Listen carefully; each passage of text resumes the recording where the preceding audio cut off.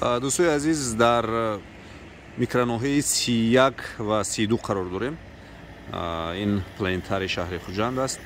این باغ ابو محمودی خوجندی، بسیار یک باغ زیبا که مردم زیادی در اطراف خود جمع میکنند. مردم خیلی زیاد میآیند برای تماشا.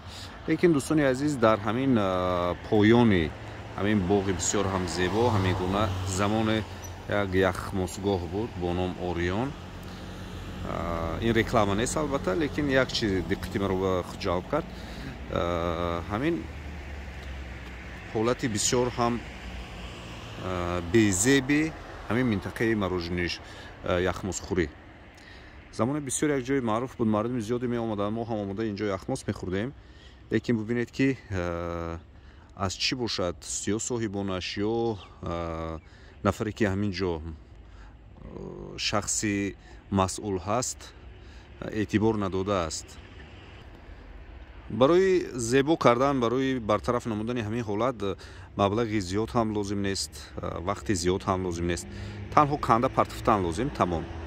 لیکن متاسفانه نمیدونم از برای چی مسئولین به همین نقطه شهر که یکی از نقطه های بسیار هم نزدیک به جای جمعشوی آدمان هست اعتبار نمیدهند. سیاحان خیلی زیاد میبیاند در شهر خوجند. در شهر خوجند قرار دارند، به شهر خوجند خیلی زیاد میآیند. در باغ استراحتی البته. و من فکر میکنم که باید همین نقطه زود باید تازه کرده شود، زیبا کرده شود و برای تماشابینان به یک جای خوب مبدل گردد. البته میدونم بسیار صاحبکارانی که جا کوفته میگردند برای همین گونه یک جای گرفته یک چیز ساختن. شاید یک کسی هم گرفته باشد برای تعمیر و برای از نو سازی، لیکن البته همین حالتی بسیار هم بی‌زیبی همین منطقه باید آباد کرد. به طور تسجیلی من اندیشه میکنم.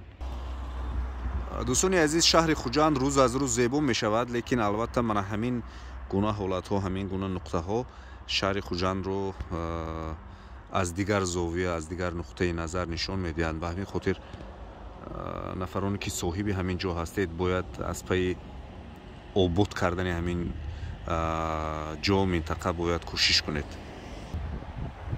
ما شهروندان هستیم، ما ساکنان هستیم، لیکن البته میخواهیم که شهر ما برای هم ما و هم سیاحان یک شهر زیبا باشد.